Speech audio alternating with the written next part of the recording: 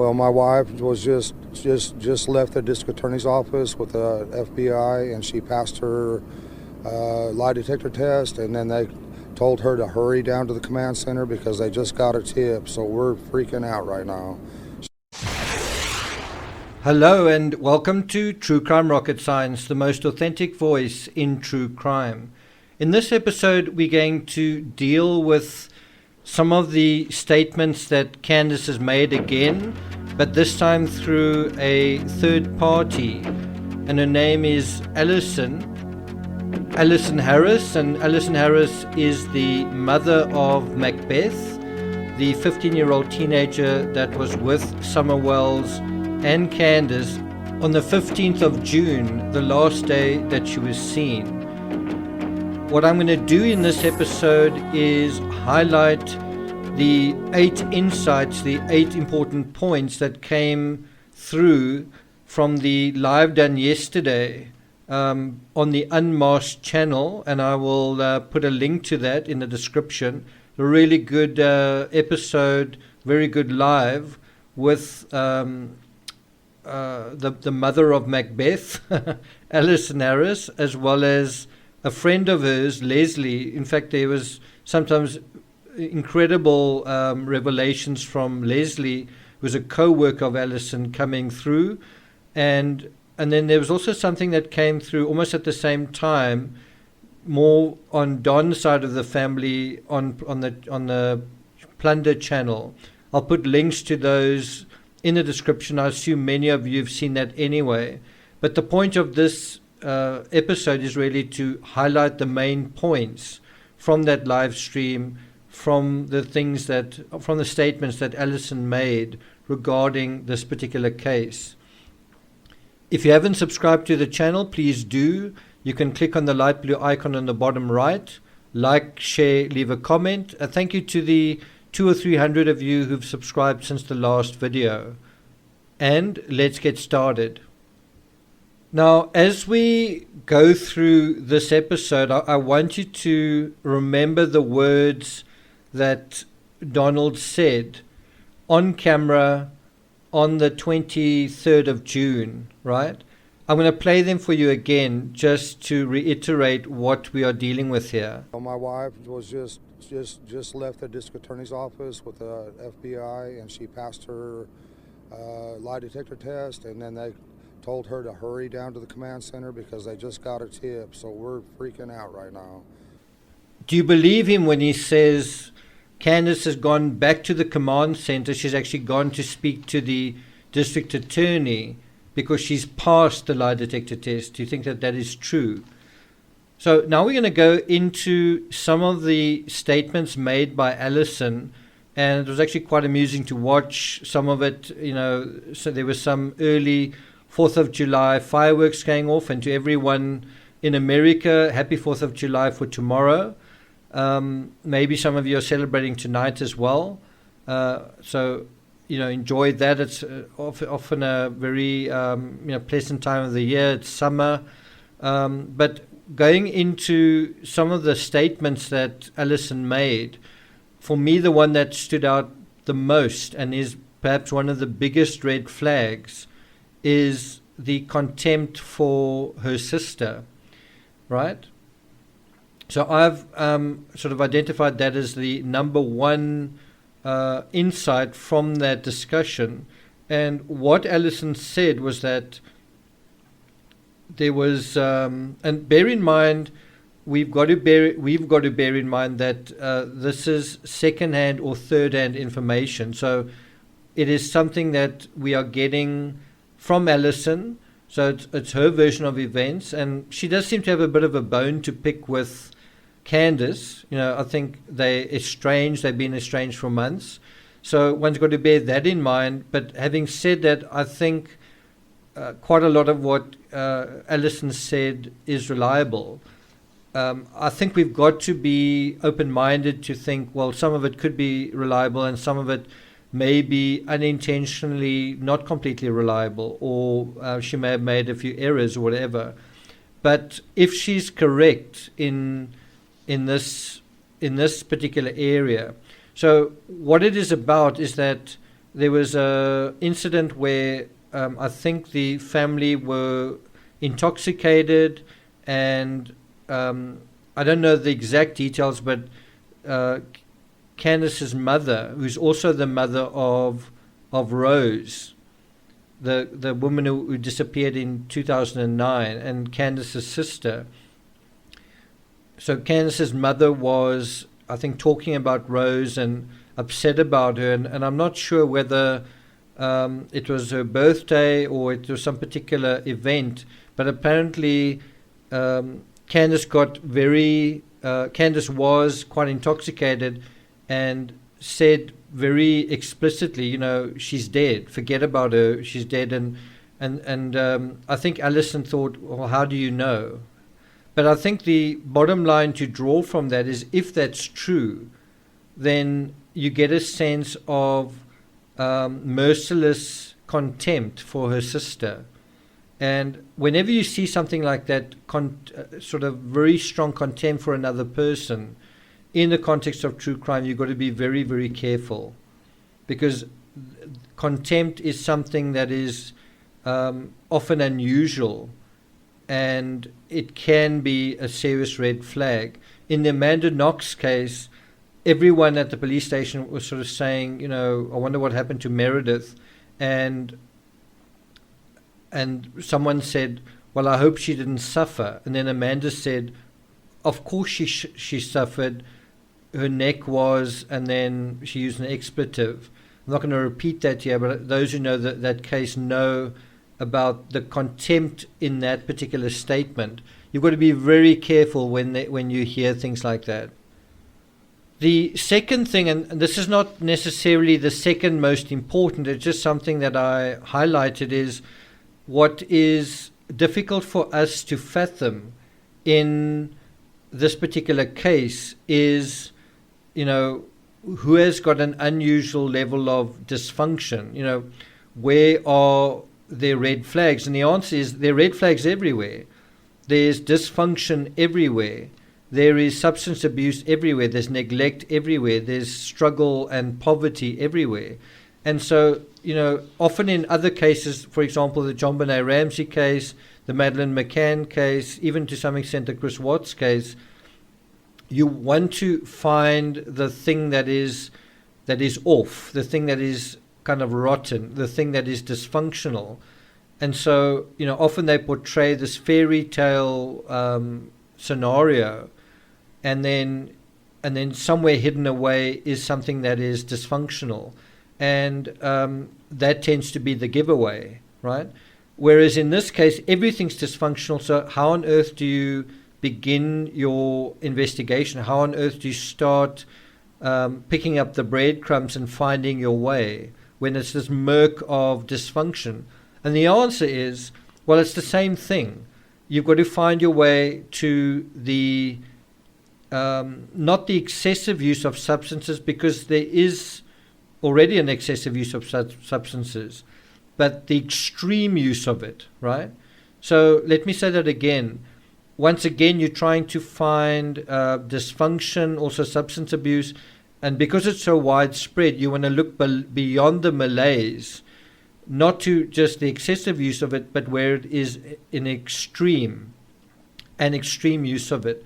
And what comes across quite a lot from Alison, once again, this is her subjective idea of it, is she says that I think every evening, almost daily, Candus would say at about 5:30, let's get drunk, right? And you kind of get the sense that she's more inclined to get intoxicated than anyone else in the story. I say that with caution, because we may find that's not the case. We also know that Donald has a record, and he's also been involved in certain substances, and people respond to substances in different ways. But at this point, I think there's a indication that Candus her use of some of these substances was extreme.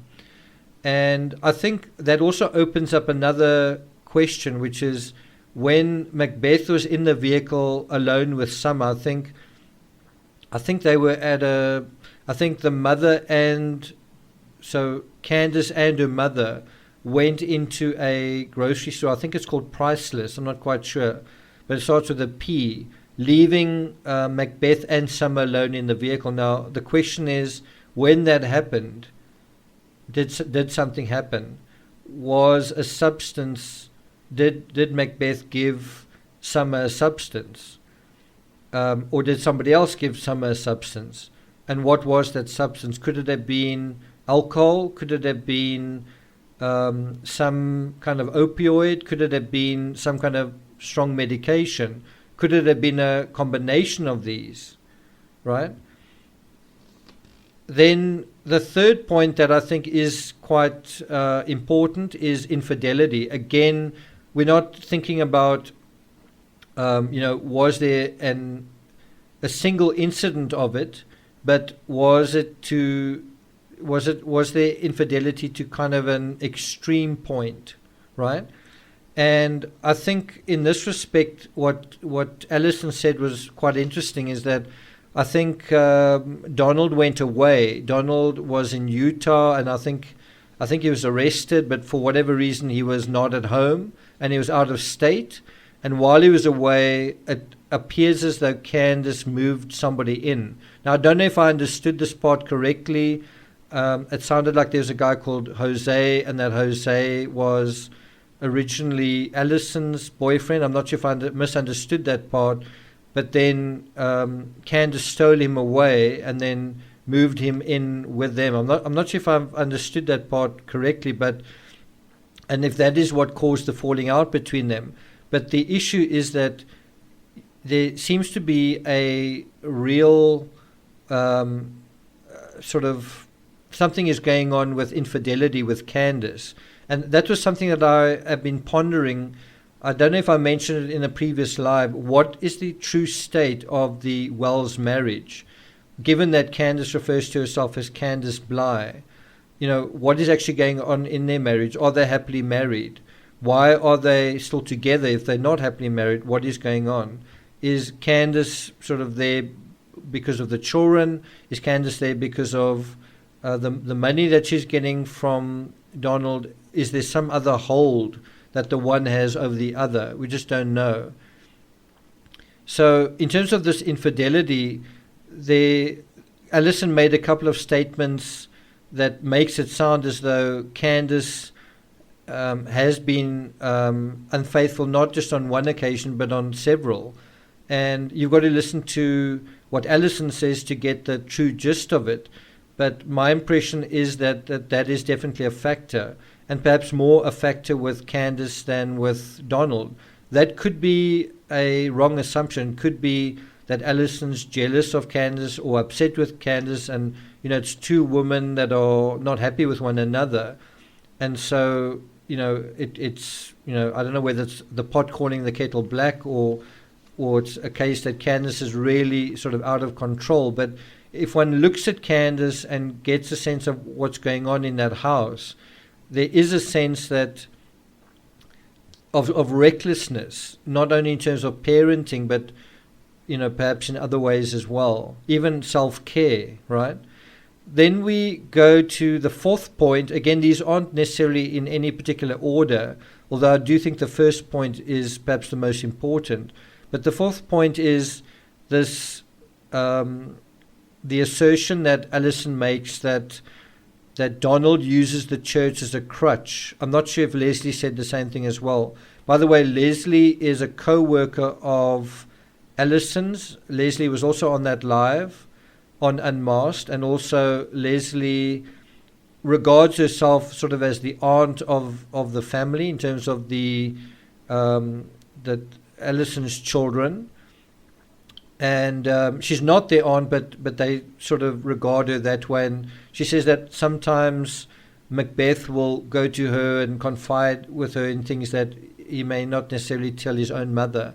So in any event, I think this was said by both Leslie and Alison. I could be wrong, but it's certainly been emphasized that Donald uses the church as a crutch.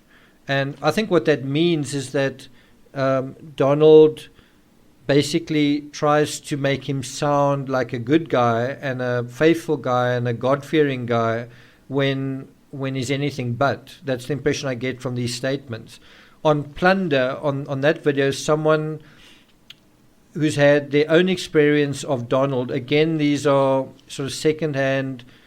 I think in Plunder's case, it's a third-hand thing because it's someone whose name we don't actually know said something to Plunder and she's now repeating it. We don't know whether there are scores that are being settled, but the important point is even in that narrative, there's this assertion that Donald is using the church as a crutch, he's trying to present himself, give the appearance of himself in a certain way. And so we've heard him talking about God quite a lot in some of the interviews, and we've also seen pictures of the family in church. There's even been someone apparently from the church taking the kids out to play mini golf.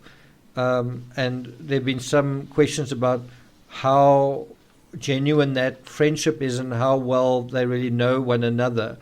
But I do think that is quite interesting, because if we're talking about Candus not passing the lie detector test, and that's another point here, then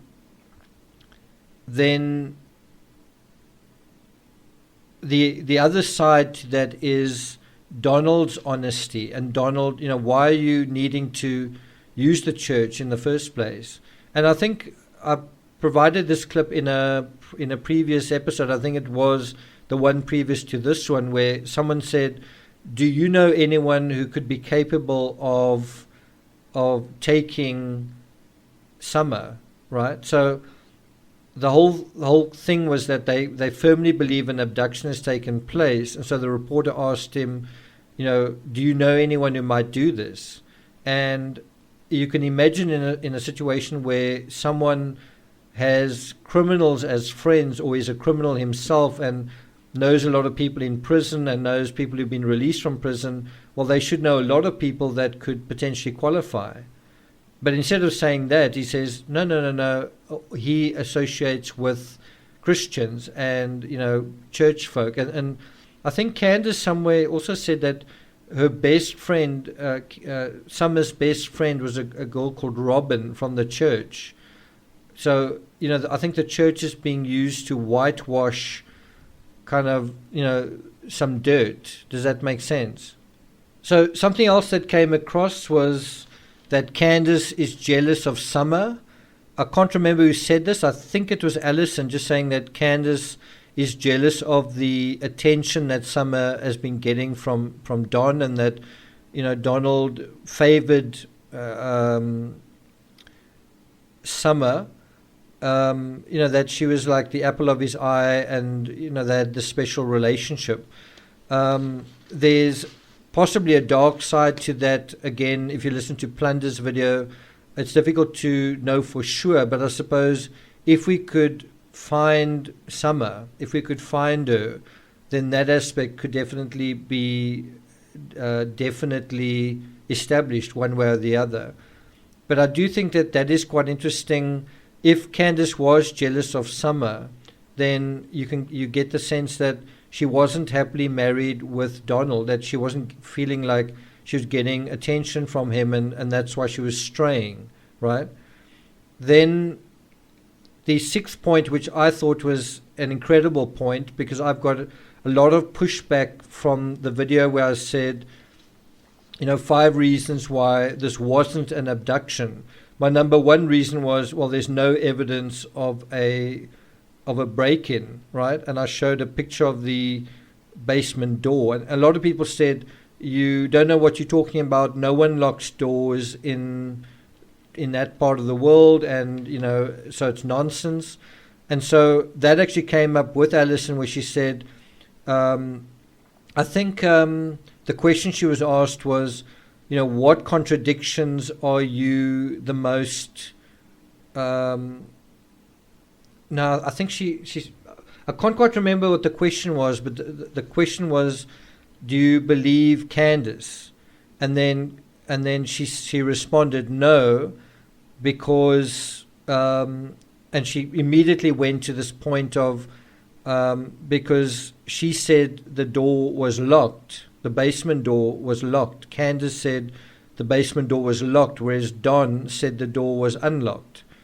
And so Alison highlighted that as an instance of them changing stories. And she's repeated quite a few times that Candus keeps changing their stories. Now, one's got to be, again, careful with this. Is this something that Alison knows firsthand? Or is it possible that Alison actually watched my video and got that from there? You've got to be careful that sometimes information comes via social media. But if not, and maybe Alison can leave a comment here that this is something that she observed when she stayed there, that door was always locked. But I do think that is quite an interesting point raised by Alison, right? And that's number 6, that the door was locked, the basement door, but Don said it was unlocked. What we really want to know is usually what was the case with that door, right? Then number 7, what is interesting again that Alison raises here is that the kid doesn't say anything.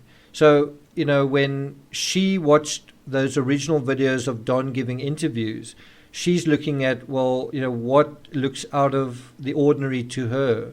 And so she sees, I think it's the oldest child, I think I also mentioned it, how cowed he looked. Also the behavior panel mentioned it, how cowed that child looks, doesn't say a word, right? And but also looks down throughout.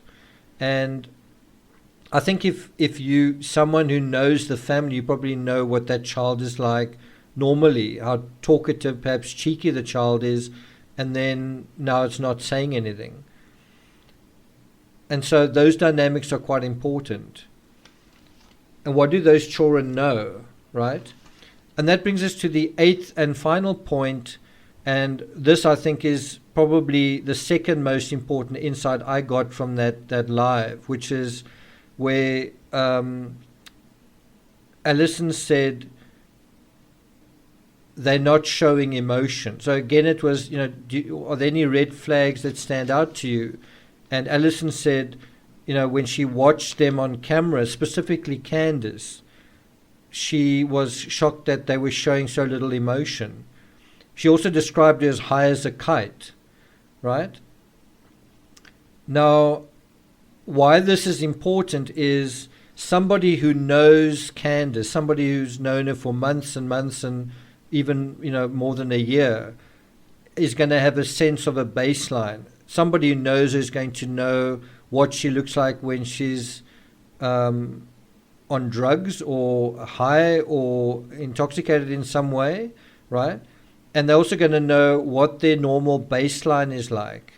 And so I must say, when Alison said, what, Candus isn't showing any emotion about this, about her daughter being missing, I felt very vindicated, because it's quite difficult based on things like body language and the typical things we know about true crime to look at some of these characters and they're so flat, they're so deadpan. There's just sort of this blank expression. There's like nothing in their eyes to get a sense of, wow, are you telling the truth or not? But the biggest giveaway is the most obvious one, which is, why do you just seem to not have any emotion? It just seems to be a real lack of appropriate emotion, but also just a general lack of emotion bar anything. So I found that really interesting. I also found it interesting, there's been some validation now for what I said about that compared to what the behavior panel said. And on the behavior panel, you've got not just one person, but 4 people having consensus that what is being said is the truth. I just didn't really think so. I just thought maybe the way they're saying it doesn't seem like it's untruthful, but the words themselves are contradicted elsewhere. So how can that be truthful? And also, given the situation of substances and criminal records and all sorts of things, how can you expect these people to be truthful? And yet they gave them, from what I understood, a clean bill of health. So these are the 8 points that I've sort of highlighted from that live, and you're welcome to watch I think it's 2 hours, about 20 minutes of it. I've just wanted to crystallize it down into the important parts that I thought were worth emphasizing and highlighting. But I'd be interested to hear what stood out to you. So please leave your thoughts on the matter in the comments, things that maybe you agree with from the points I've highlighted here, or points that you disagree with. If I'm mistaken on any of them, this is for those people who are close to Alison or Alison herself. Please let me know. I do think by far the most important thing that emerged out of that was Leslie actually saying that the polygraph had been failed, that Candus had failed the polygraph, and this information came through via Macbeth, that Macbeth was at work and Macbeth received a phone call from Candus following her hearing, apparently, allegedly, that Macbeth had heard, this 15-year-old teenager had heard that Candus had failed the polygraph, and Candus was now calling him at work to find out what he'd said, find out what his statement was. So almost the sense that you get is that she called him so that they could sort of compare their statements, so that she could go back to do a polygraph and then say what she thought would be the right thing. So it's not really a question of telling the truth, but telling as much of the truth as the authorities knew based on what Macbeth had told them. And of course the authorities have got his phone as well. So I think it's difficult to imagine that law enforcement don't consider Candus's behavior suspicious. I also think one's got to wonder what is going on with Donald saying on camera that she passed the polygraph. Now, it's possible that she passed the second one. We just don't know. But I wonder, if you think about what he said in that statement to the media, it sounds as though she'd just gone in, right? And I don't know whether this was after the second polygraph or she went in to do the second polygraph. It's difficult to say, but I'm finding it difficult to believe Donald on this particular point. Let me play that again. Just left the district attorney's office with the FBI, and she passed her lie detector test, and then they told her to hurry down to the command center because they just got a tip. So we're freaking out right now. She's trying to go. So if you take that in context, it was from June the 23rd. And so the question is, had she been polygraphed twice at this point?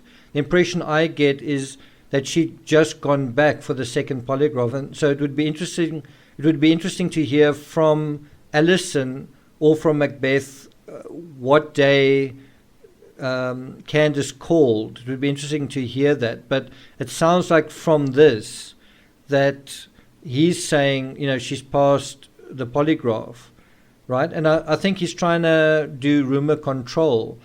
And the question is, what do you think? Do you think Candus passed the first polygraph? And if not, and she took the second polygraph, do you think she passed the second polygraph? Okay, I'm not going to take it further than that. I might be doing a live stream maybe 2 or 3 hours from now. It's difficult to say.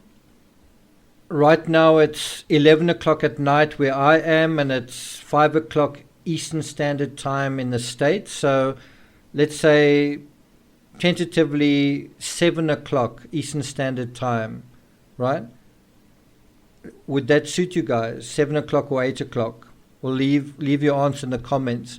So I'm going to maybe do a live stream at, say, 7 o'clock, dealing with some of the other comments that were made, some of the other insights from this live stream. We're going to discuss that, the Summer Wells case.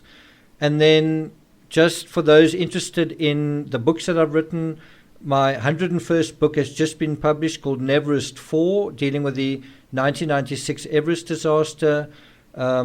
I covered the Sherpas as the next part, the fourth narrative in that series. That's just become available on Amazon right now. It's available on Kindle Unlimited. So for those interested, check that out. Thank you for listening, and I'll see you guys next time.